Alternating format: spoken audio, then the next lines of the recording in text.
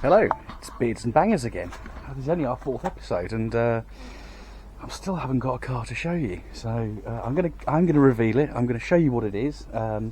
These videos will now come much thicker and much faster. No emphasis on the thicker. We'll see about that. See what you think. And I'm going to show you my latest acquisition. It is a MG ZT260. I got it from a guy in Yorkshire, but unfortunately it's got a bit of a misfire, which my mechanic is beginning to get the hang of it. We'll just give it a quick fire up. Just a little teaser.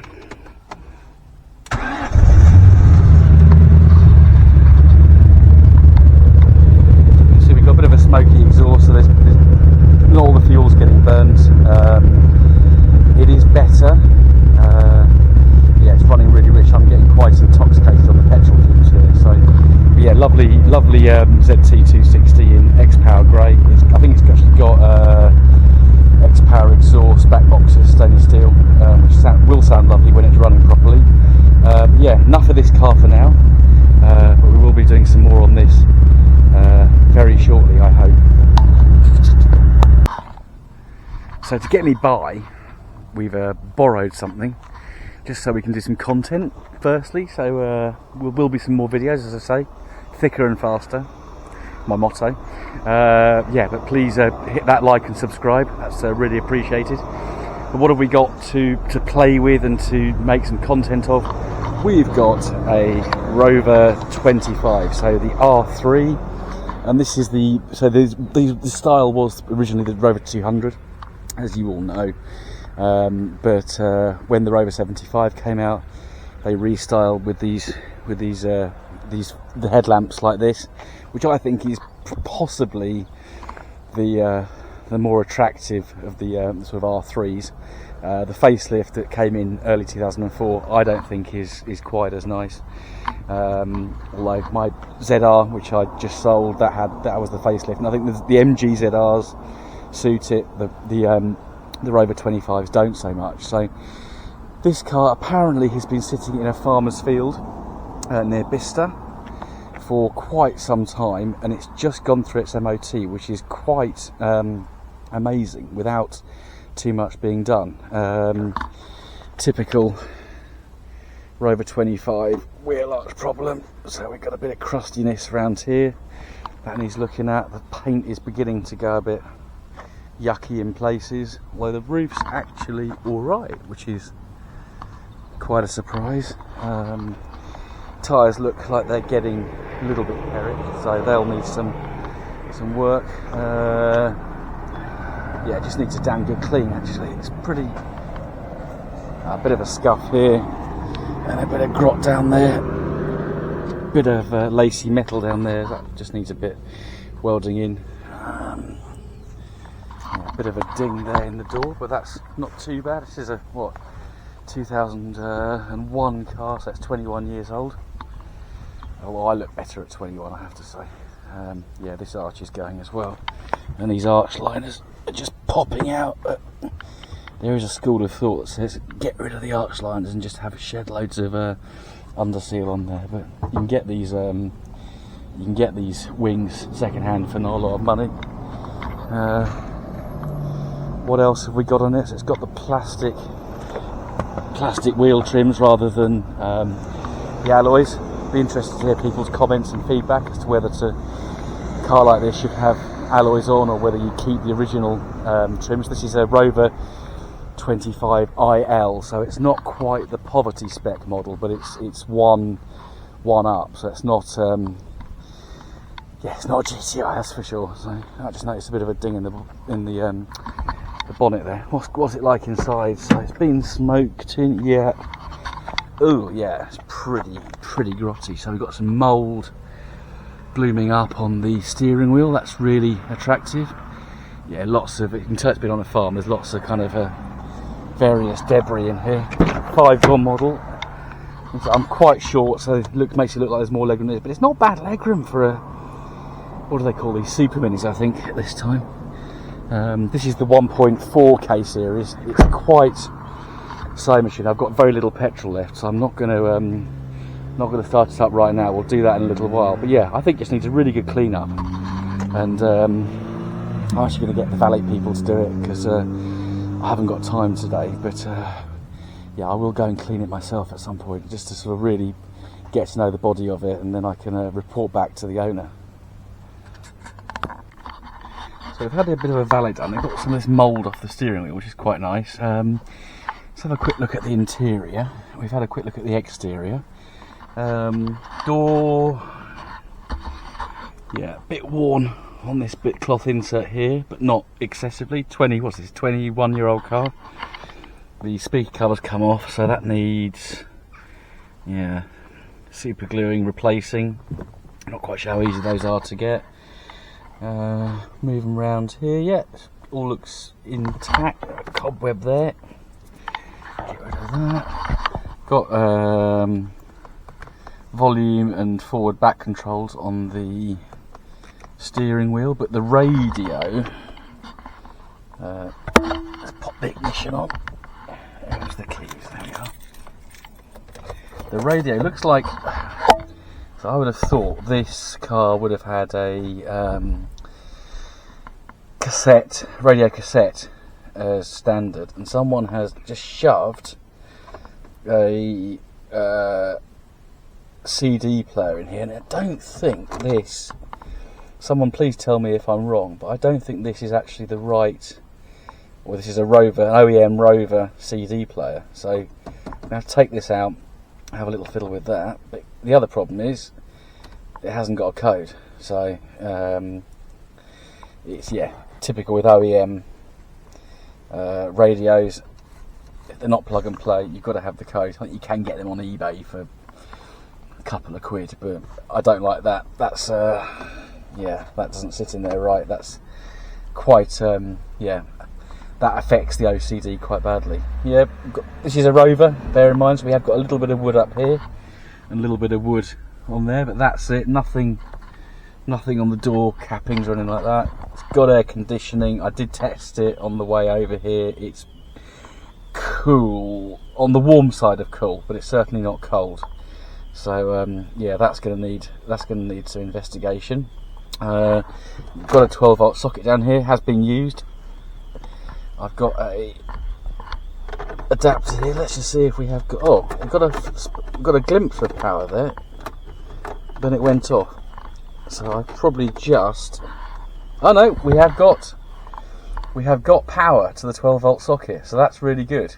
That's helpful, because I'm hoping to take this to a classic car show on Sunday.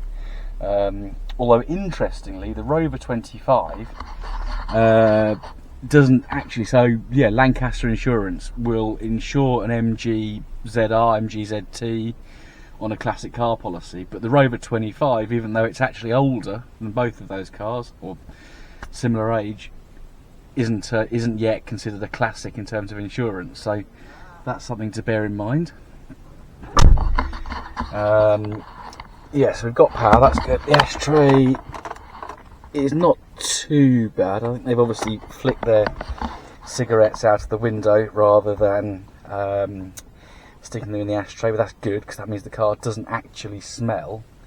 The gear shift gaiter is worn.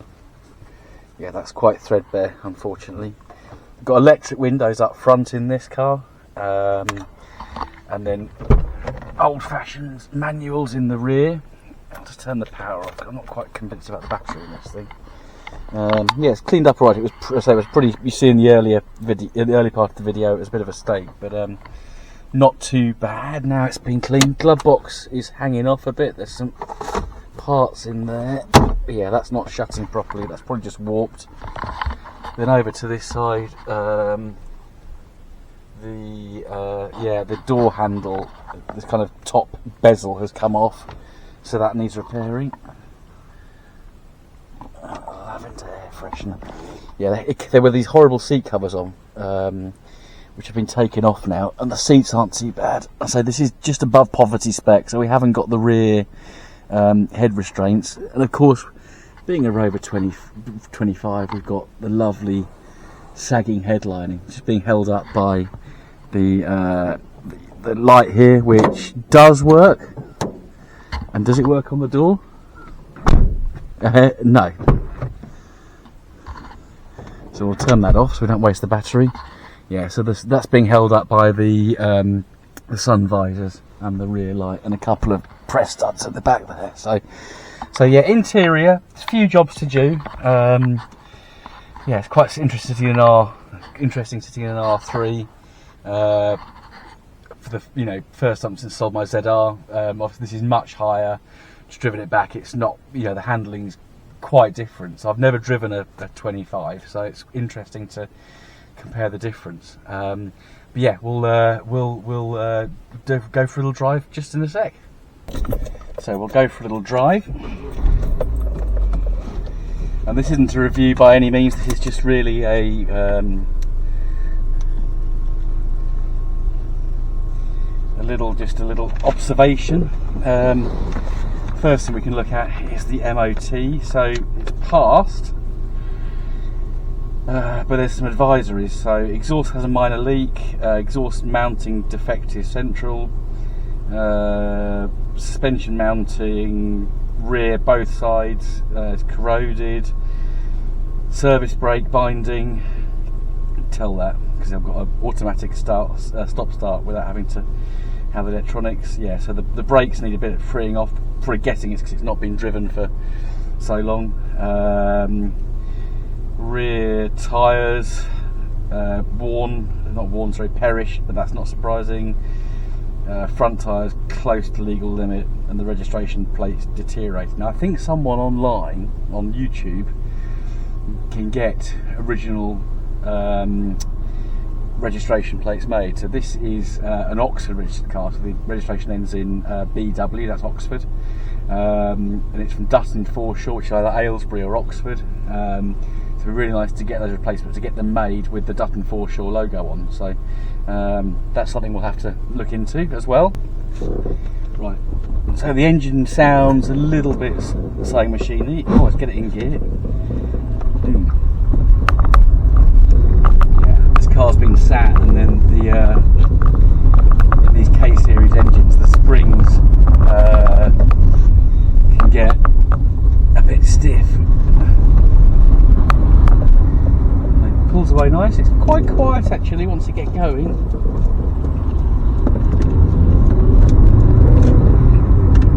It's not bad either. It's about 100 brake horsepower on tap here. I'm going to put the window up and end up sweating again. Apologies if my solar panel up here has got a bit of a shine from the sweat, but the air conditioning in this thing's not too great. How are the brakes? Got a bit of a space behind. Oh, they're spongy. Oh dear. Not terrible, it is braking, but the caliper, I say, is binding a bit. Rather than to get the wheels off, free those calipers up, or it might just free off if it's driven about a bit. So this thing's, I believe, not really gone anywhere for 18 months, this car. So yeah, just chatting to the owner earlier. Yeah, there's some a little bit of work being done already to get it through the MOT, so they had to flush the engine, and also they had to put a new battery on and change one of the steel wheels. So fortunately the guy who did the MOT is an MG Rover specialist, and I really am getting hot. But the trouble is, if I drop the window down too much, you're just going to hear loads of wind noise. So we'll give it a go. Yeah, brakes in right, steering, there's no funny noises from fan belts or auxiliary belts. All seems quite good. I think the thing for me is that the last R3 shape that I drove was a ZR160. Suspension is completely different. Obviously that's got a 1.8 BBC engine, this is the 1.4. But we're just purring along here at 50 miles an hour. It's quiet. We're not getting any strange pulling movements.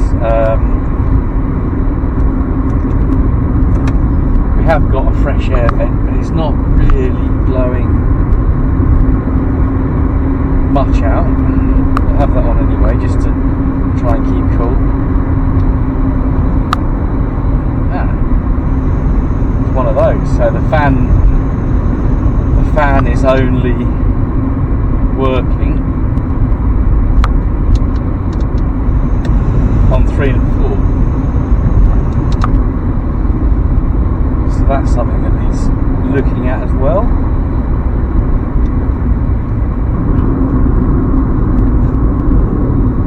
But I think, yeah, if those bodywork issues are sorted out, bit of paint here and there. The wing mirrors, we've got complete lack of peel, so they are significantly pinker than the rest of the car.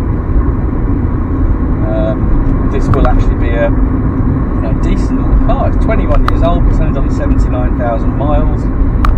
These are cheap on the insurance. I looked for myself, I say you can't get classic car insurance, well I certainly couldn't when I inquired, but I looked as if I was going to insure this for myself, and okay, I'm 44, 170 quid a year, but yeah, younger person, when these were built, they were popular with younger drivers because the insurance was so cheap. Yeah, this is purring along really nicely, and I really am getting extremely warm.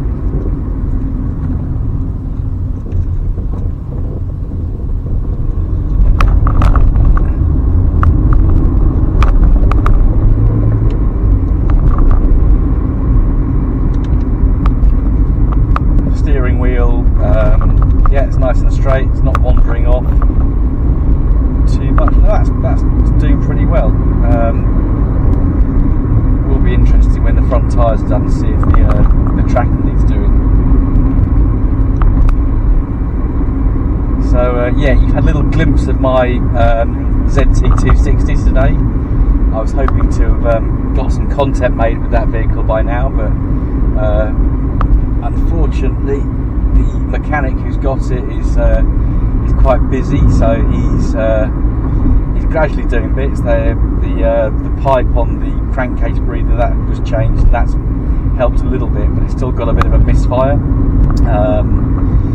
So that needs some more attention. We started that up this morning, and really quite a strong smell of petrol. So I think possibly it's not running on all 8 cylinders, but I'm sure my mechanic will get to the bottom of it.